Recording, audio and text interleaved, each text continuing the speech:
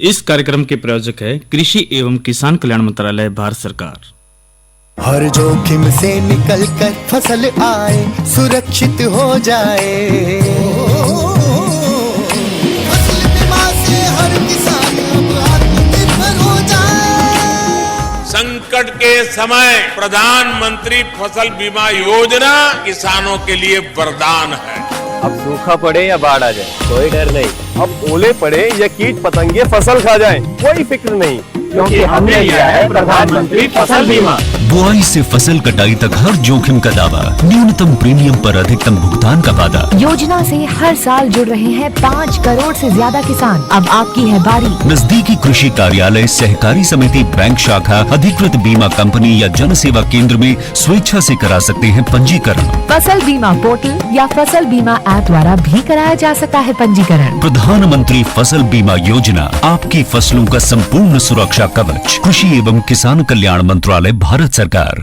कार्यक्रम किसान वाणी सुनने वाले सारे बहन भाइयों ने विनोद मोरवाल की राम राम। और साथियों, मौसम ज़रूर बदल रहा है और आप अपना ज़रूर ध्यान रखें, क्योंकि साथियों सुबह शाम की जो अब ठंड रह गई है और भाई देसी भाषा में तो कह दिया भाई जाता जाता जाडा भाई पा पिट्टा लग रहा है। तो कुल मिलाकर हम ये कह सकते हैं भाई सर्दी का जो ये मौसम है जा जरूर रहा है, लेकिन इसमें आप अपना स्वास्थ्य का ज़रूर ध्यान रखें और आपका स्वास्थ्य बेहतर रहेगा तो भाई सारी चीज़ बढ़िया तरीके से चल लगी। और कार्यक्रम में किसान वाणी में साथियों हम बहुत कुछ लेकर आते हैं, लेकिन आज कार्यक्रम में हमारी जो चर्चा का विषय रहेगा एग्री स्टेक डिजिटल सार्वजनिक अवसंरचना की बात हम ज़रूर करेंगे। और साथियों इसी तरह हम आज की नसीहत में बात करेंगे बागों की देखभाल के विषय के बारे में और जल संरक्षण के महत्व के बारे में भी जानकारी जरूर देंगे। और आपको बता दें साथियों, जिस तरह सभी ने भी पता है कि भाई केवीडी मेला ग्राउंड में भाई 41वें राज्य स्तरीय पशुधन मेले का जो शुभारंभ कल हो गया था। और इसमें भाई जो बात करें तो भाई इस मेले की भाई खासियत तो ये कि भाई दूर दराज से काफ़ी लोग ज़रूर आ रहे हैं। और इस अवसर पर भाई जो पशुपालन और कृषि मंत्री श्याम सिंह राणा ने भाई मुख्य अतिथि के रूप में शिरकत जरूर की थी। और 6 से 8 फरवरी तक जो ये आयोजित इस राज्य स्तरीय का आज भाई दूसरा दिन ज़रूर रहा है। और भाई 1500 से पशुपालक अपने पशुधन के साथ पहुँचे। और भाई पशुपालन विभाग की तरफ से भाई कुरुक्षेत्र में आयोजित राज्य स्तरीय मेले में मैं और भाई इसमें काफ़ी कुछ देखने को मिला और अच्छी प्रतियोगिता भी रही। और पशु में भाई मेले के ऊपर भाई रैंप पर बेशकीमती अच्छी नस्ल के पशुओं ने भाई कैटवॉक भी किया। और इस मेले में प्रतियोगिता में भाई अच्छी नस्ल के पुरस्कार जीतने वाले पशुओं पालकों को इनाम राशि भी दी गई। और साथियों वास्तव में अगर जो मेले की बात करें तो 2047 के विकसित भारत लक्ष्य की भाई इसमें झलक जरूर दिखी। और देश भाई जब भी मजबूत बनेगा जब हमारा किसान मजबूत होगा और जो पशुपालक है वे भी मजबूती के साथ आगे बढ़ेंगे। तो भाई मेले की खासियत ज़रूर रही। और उद्घाटन तो ज़रूर इसमें कल जो पशुपालन एवं कृषि मंत्री श्याम सिंह राणा ने ज़रूर करा। धर्मवीर मिर्जापुर जो चेयरमैन पशुधन विकास बोर्ड है वे भी साथ में थे। और भाई पशुपालकों से भी हमने ज़रूर बातचीत करी। और आज की यदि हम बात करें तो भाई आज हमारे जो कार्यक्रम में भाई पहुँचे थे केंद्रीय मंत्री राजीव रंजन सिंह। और भाई दूसरा दिन ज़रूर है और वास्तव में आज जो बातचीत करें तो मेले में कई तरीके की हमने बातचीत भी करी थी और पशुपालकों से भी बात करी थी। तो भाई बिना किसी देरी के सबसे पहले तो इस कार्यक्रम में जो पहुँचे उनकी हम बात ज़रूर करा देते हैं केंद्रीय मंत्री की। और राजीव रंजन सिंह जो ललन सिंह है केंद्रीय पंचायती और राज्य और मत्स्य पालन पशुपालन एवं डेयरी मंत्री है, उनके बातचीत के अंश सुनते हैं। 41वां पशुधन प्रदर्शनी आयोजित है। विभिन्न जिलों के पशु यहाँ आए हैं और मैंने अभी पूरा घूम के सभी पशुओं को देखा है। मैं हरियाणा सरकार को हरियाणा सरकार के पशुपालन विभाग को विशेष तौर पर धन्यवाद देना चाहता हूं कि आपने इतना अच्छा आयोजन किया है और आपने जो पहल किया है ये बहुत ही काबिले तारीफ है। मैं इस प्रदर्शनी की सफलता के लिए अपनी ओर से हरियाणा सरकार को हार्दिक शुभकामना देता हूं। भाइयों, पशुधन एक ऐसा क्षेत्र है जिस क्षेत्र के साथ देश की आबादी का लगभग 10 करोड़ लोगों की आजीविका इस पर निर्भर है। हमारे यहां भूमि बराबर में नहीं बटा हुआ है, इसलिए जो पशुपालन के साथ जुड़े हुए लोग हैं उसमें लगभग, और देश की आजादी का लगभग 10% लोग इस पशुपालन से उनकी आजीविका चलती है। और ये पशुपालन जो है वो महिला सशक्तिकरण का भी बहुत मजबूत औजार है। इस पशुपालन के साथ 70% महिलाएं जुड़ी है, और डेयरी और जो कोऑपरेटिव सोसाइटीज है, सहकारी समितियां हैं, उसमें लगभग 30% महिलाएं हैं। तो इसलिए ये महिला सशक्तिकरण का भी और हमारे भाइयों के पशुपालकों के आजीविका का एक बहुत बड़ा स्रोत है। और साथ ही बातचीत हमने जरूर करी, और वास्तव में देखो महिलाएं काफी तादाद में जुड़ी हुई हैं, और बातचीत हमने अन्य साथियों से भी करी थी और उन्होंने भी अपने जो विचार दिए, तो उनकी भी बातचीत हम जरूर सुनते हैं। हमारा शहर से गाँव लिहाजा से है हूँ। ये मेरा गुल है, ये 4 दांत है और ये प्योर मुर्रा है। इसकी माँ का दूध 24 किलो है। और ऐसे जो मेले हैं वो आयोजित होने चाहिए ताकि जो नए पशुपालक हैं वो अपने पशु को लेके आ सके यहाँ पर। तो ये ऐसे होने चाहिए मेले। Thank you. बातचीत हमने अन्य साथियों से भी करी थी और उनके भी विचार जरूर लिए थे, और इनसे भी बातचीत के अंश हम जरूर सुनते हैं। मेरा नाम संजय और मैं तोशाम का रहने वाला हूँ, डिस्ट्रिक्ट भिवानी से। और हम कई पीढ़ियों से घोड़ों का काम करते हैं, रखते हैं घोड़े, घर में भी घोड़े हैं। और इसका नाम सूरज है, और इस मेले की व्यवस्था बहुत अच्छी लगी। ऐसे मेले लगने चाहिए, और बहुत अच्छी व्यवस्था है। और साथियों, बातचीत के अंश से जिस तरह हमने सुना है, और पूरे हरियाणा से आसपास के इलाके से जरूर व्यक्ति आए थे और अपने जो विचार उन्होंने साझा भी जरूर करी। ऐसे ही एक साथी और जरूर आए थे मेले के अंदर, उसकी के भी बातचीत के अंश जरूर सुनते हैं। देख रहे हैं, बहुत लोग पसंद कर रहे हैं। ऐसे मेले होने चाहिए क्योंकि आजकल के बच्चे हैं, जो आजकल की पीढ़ी है वो इस शौक में पड़ेगी, ठीक है। और लोग इतने पैसा लाकर बाहर चले जाते हैं, काम करे तो ऐसे घोड़ा पाले, कोई घोड़ा पाले, कोई भैंस पाले, कोई बकरी पाले, तो यहीं पर बहुत कुछ है। यहाँ काम करे तो बहुत बढ़िया है। मेरा तो यही कहना है, यानी कि पशुपालन में रुचि लेनी चाहिए, मेले होने चाहिए। लोग बच्चे आजकल की जनरेशन है कि वो नशे में पड़ रही है और नशे से बचेगी। ये नशा है, घोड़े का होगा, गाय का होगा, बकरी का होगा, ये नशा करो जो करने वाला है।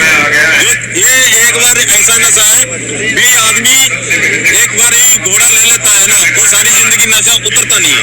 जो आज तो साथियों, बातचीत जरूर करें। ये जो भाई आए जरूर पशुओं को लेकर, और इन्होंने भी सही कहा कि भाई जो नशा जरूर मेहनत का होना चाहिए और पशुओं के प्रति प्रेम का जरूर होना चाहिए, ताकि उस नशे से भाई आपकी आजीविका भी चलाए और भाई शौक भी पूरा और आर्थिक तौर पर भी हम मजबूत रहे। तो साथियों, जो ये आज मेला जरूर ये जो 3 दिवसीय है, और बातचीत के अंश से हमने जरूर सुने थे। और साथियों, इस जब बातचीत हम जो कर रहे थे भाई, राज्य स्तरीय जो ये मेला लगा हुआ है, इसमें भाई जो केंद्रीय मंत्री ने भी भाई जरूर आयोजन की बधाई भी जरूर दी, और पशुपालन भाई जो महिला सशक्तिकरण का भी एक बहुत बड़ा माध्यम है, क्योंकि भाई देश की 70% महिलाएं पशुपालन के साथ जुड़ी है। और भाई डेयरी और सहकारिता समितियों में भी भाई महिलाओं की भागीदारी 30% है।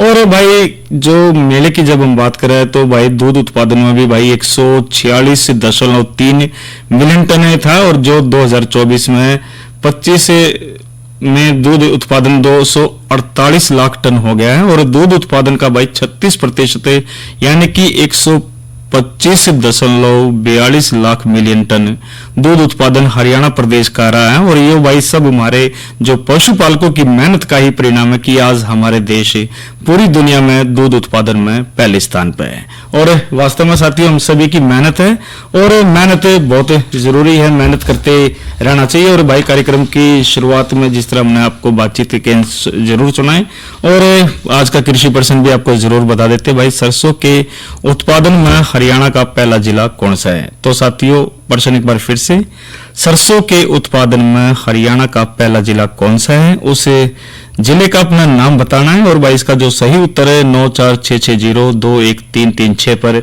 आप हमारे को 6:55 पर से पहले इसका सही उत्तर दीजिए। और अंत में हम आपके जो सही जवाब होंगे साथियों के नाम भी जरूर बांचेंगे, बधाई भी जरूर देंगे। प्रश्न एक बार फिर से, सरसों के उत्पादन में हरियाणा का पहला जिला कौन सा है, और इसका उत्तर आप हमारे को 9466021336 पर आप जरूर दीजिए। SMS के माध्यम से ही हम इसको स्वीकार करेंगे, और बातचीत भाई जरूर हम आगे लेकर जरूर आए। लेकिन साथियों काफी समय से भाई जो मनोरंजन की भी भाई इंतजार जरूर करते हैं। पहले ये मनोरंजन के लिए लोकगीत सुनते हैं, फिर बातचीत को आगे बढ़ाते हैं कार्यक्रम किसान वाणी में। हे रमन का मरिया रे सांस डोरी चुपचाप रखन की रमाला भाई पांचों इंद्री अब समय करके अपन जा रखे मेरे मन का मरिया सांस डोरी चुपचाप रखन की मोला पांचों इंद्री अब समय करके अपन जा रखे मेरे मन का मरिया सांस डोरी चुपचाप रखन की मोला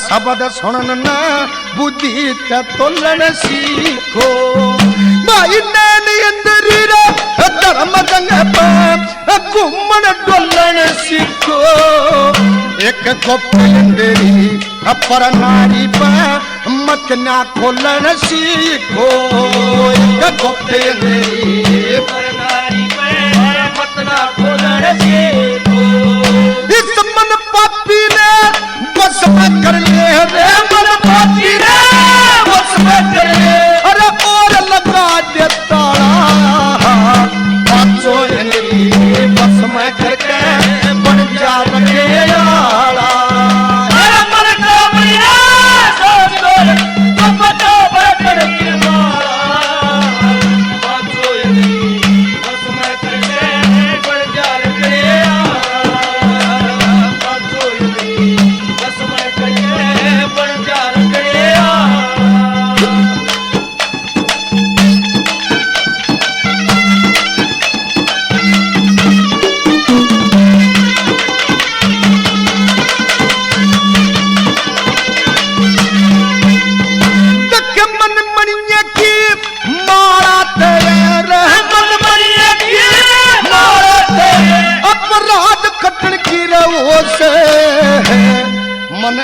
करे घर मंदिर जीते जंग रटन की रहो से ये रबन दीपक पर काश बिजलिया बिना बटन की हो से बैकुंठ धाम एक नगरी साधु संत डटन की रहो से बैकुंठ धाम एक नगरी साधु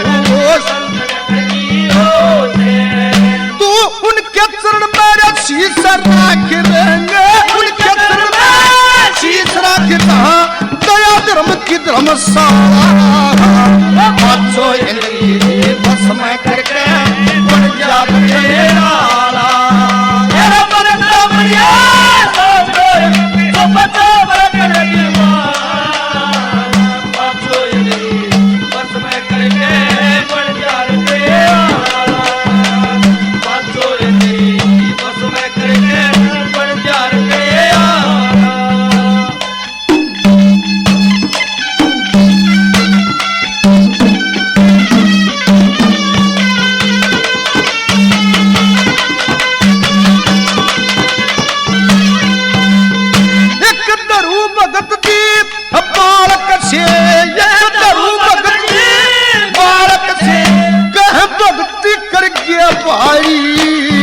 गुरु गोरखनाथ जति कहलाए शिष पूर्ण ब्रह्मचारी वो धन्ना भगत रविदास भगत में ये पांचों इंद्री माई मीरा बाई सदन कसाई भक्ति ने पारे उतारी मीरा बाई सदन कसाई भक्ति ने पारे उतारी वो तीन लोग परदेश कबीर एक तीन लोग परदेश कबीर एक सबसे भक्त निराला पाँचों इंद्रिय बस में करके बन जाते आला मेरा मन कामया तो बचा बरकत की मां पाँचों इंद्रिय बस में करके बन जाते आला पाँचों इंद्रिय बस में करके बन जाते आला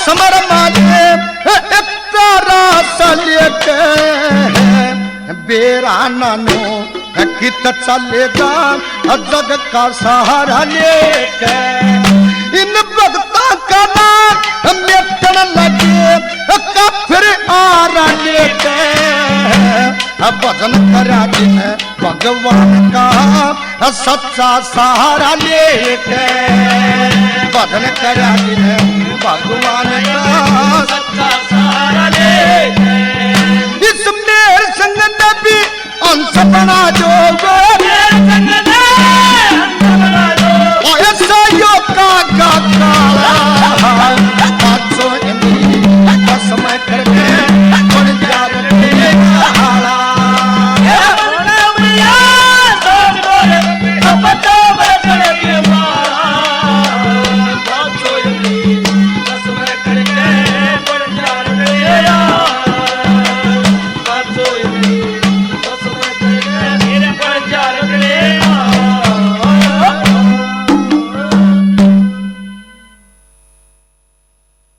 तो साथियों ये तय आपने मीर सिंह की रागणियों में से हमने मनकामनियाँ ये रागणी ली और भाई जो आने वाले कार्यक्रम है उसकी भी चर्चा हम ज़रूर कर लेते हैं।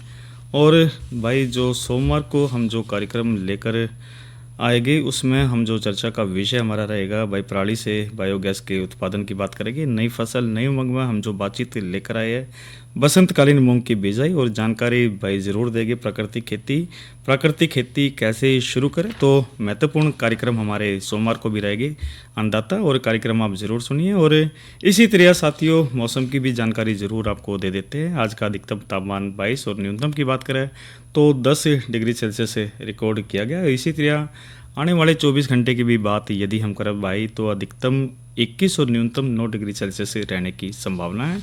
और भाई आप ज़रूर मौसम के अनुसार अपने कार्य ज़रूर कीजिए और बातचीत को हम अब आगे बढ़ा लेते हैं। और जो चर्चा हम लेकर साथियों आए हैं और इसमें हमारा जो विषय हमने जिस तरह आपको बताया कि भाई एक ही स्टेक डिजिटल सार्वजनिक अवसंरचना की बात हम ज़रूर कर रहे हैं। और डिजिटल सार्वजनिक अवसंरचना के प्रमुख पहलू और लाभ की बात करें तो एक तो देखो जो मूलभूत जो घटक है डीपीआई मुख्य रूप से 3 स्तरों पर काम करती है: पहचान, भुगतान और डेटा विनिमय। और समावेशी और पहुंच की बात करें तो भाई डिजिटल तकनीक के माध्यम से सेवाओं की हर व्यक्ति तक पहुंचाती है, जिसमें यूडीपी के मुताबिक सतत विकास लक्ष्यों को गति मिलती है। और अंतर संचालनीयता की बात करें तो प्रणालियाँ ओपन स्टैंडर्ड पर आधारित होती है जो कि एक दूसरे के साथ मिलकर काम करती है। और इसी तरह साथियों भारत के उदाहरण की बात करें तो भाई पीआईबी के अनुसार प्रमुख पहलुओं में शामिल है ई संजीवनी, जिसमें टेलीमेडिसिन है, ई ऑफिस है, कागज रहित शासन है, पीएम गति शक्ति है, अवसंरचना योजना है और डिजिटल भुगतान भाई जिसमें यूपीआई जो इंस्टीट्यूट मॉनिटरिंग के अनुसार भाई दुनिया का 5वां सबसे बड़ा भुगतान नेटवर्क है। और वैश्विक मान्यता की बात करें तो भाई G20 के तहत भाई इसमें भारत की जो डीपीआई को एक सफल मॉडल के रूप में मान्यता ज़रूर मिली है। और डिजिटल सार्वजनिक अवसंरचना जिसको डीपीआई बोल देते भाई सुरक्षित, समावेशी और अंतर संचालीय डिजिटल प्रणालियों, जिसमें भाई जिस तरह पहचान, भुगतान, डेटा का एक समूह है जो समाज व्यापी सेवाओं की डिलीवरी यानी वित्त, स्वास्थ्य, शिक्षा में सुधार करती है। और भाई सड़कों की तरह एक बुनियादी डिजिटल ढांचा है जो गेट्स फाउंडेशन और को डेवलपमेंट के अनुसार भाई नागरिकों को सरकार और निजी क्षेत्र से सीधे जोड़ता है, जिसमें आर्थिक अवसर पैदा होते हैं। और भारत में भाई यूपीआई आधार और डिजिटल लॉकर इसके प्रमुख उदाहरण। तो साथियों समाज के साथ हमने ज़रूर चलना चाहिए और भाई डिजिटलाइजेशन ज़रूर हो रहा है देश के साथ, जब भी हम आगे बढ़ेंगे जब इसमें भागीदारी हम ज़रूर सुनिश्चित करेंगे। और इसी तरह साथियों बातचीत ज़रूर हम आगे बढ़ाते हैं और चर्चा ज़रूर कर लेते हैं साथियों जल संरक्षण के महत्व की, क्योंकि साथियों आज जो जानकारी ये भी ज़रूर है क्योंकि जल संकट आज भारत के लिए सबसे महत्वपूर्ण प्रश्न है। और जिस भारत में 70% हिस्सा पानी से घिरा हो वहाँ आज स्वच्छ जल उपलब्ध न तो पाना जो विकट समस्या है। और भारत में तीव्र नगरीकरण के तालाब और झीलों जैसे परंपरागत जल स्रोत सूख गए, तो भाई इसमें हमने ज़रूर सहयोग करना चाहिए। भाई पानी की बचत ज़रूर करनी चाहिए, पानी को वेस्ट नहीं करना चाहिए और ताकि हम हर चीज़ में इसमें लाभ ले सकें। और जल संकट कई कारणों से हो सकते हैं भाई, एक तो जनसंख्या में वृद्धि है, औसत वर्षा में गिरावट आना है, प्रति व्यक्ति जल खपत में वृद्धि है और जो भूजल स्तर में निरंतर गिरावट आना भी है।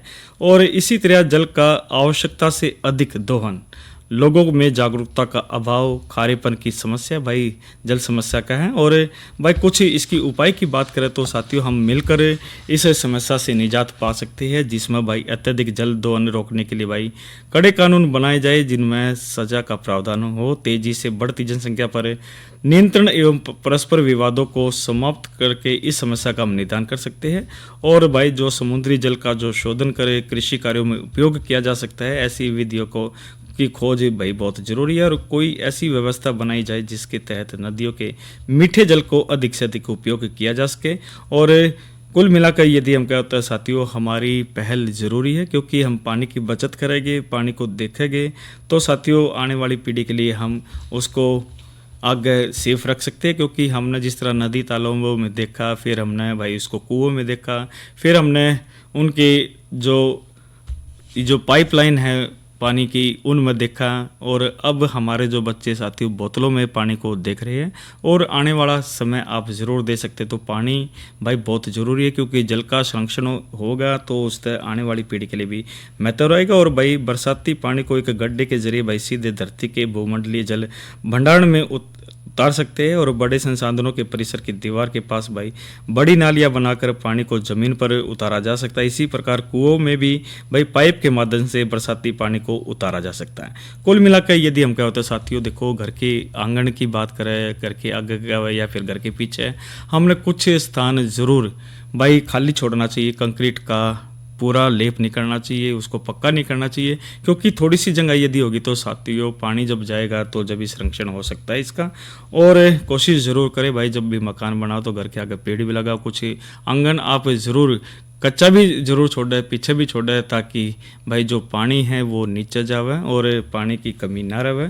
और जब ज़रूरत हो तभी पानी का इस्तेमाल करें। अगर जो गाड़ी दो तो भाई उसमें बाल्टी में पानी भर कर आप ज़रूर उसमें डब्बे ते धो सकते हो, ऐसा नहीं भाई पाइप लगा दिया तो चलता रहे। और इसी तरह पशु को भी आप नहलाओ तो भाई बाल्टी में पानी लेकर भाई डिब्बे तक पानी ते आप नहला सकते हो। तो कोशिश ज़रूर करें कि पानी का दोहन जो है भाई उसको सही उपयोग में हो, और पानी बचत होगी तो हमारा भी आगे आने वाला भविष्य बेहतरीन होगा।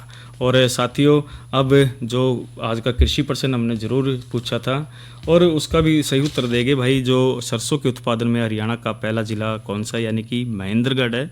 और इसका जो सही उत्तर है साथियों हमारे को कुरुक्षेत्र से हमारे पास सेक्टर 30 से ज़रूर आया है, जिनके नाम है मनोज, रेखा, निधि, निशा और बबीता पारस और भारत और परिवार के सदस्य। इसी तरह साथियों डानीपाल से भी हमारे पास आशीष अटकान का ज़रूर ये हासी से मैसेज आया है और इन्होंने भी सही जवाब दिया। और इसी तरह रोहतक से मस्तनाथ नगर से भी ज़रूर ले लेते हैं प्रोफेसर जय सिंह खनगवाल, इनका भी सही जवाब आया। तो आप सभी को बधाई।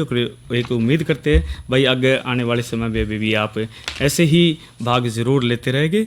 और बात अब एक संदेश की। अरे अरे अरे क्या कर रहा है? इधर इधर इधर, हम बोल रहे हैं तेरे बीजू का।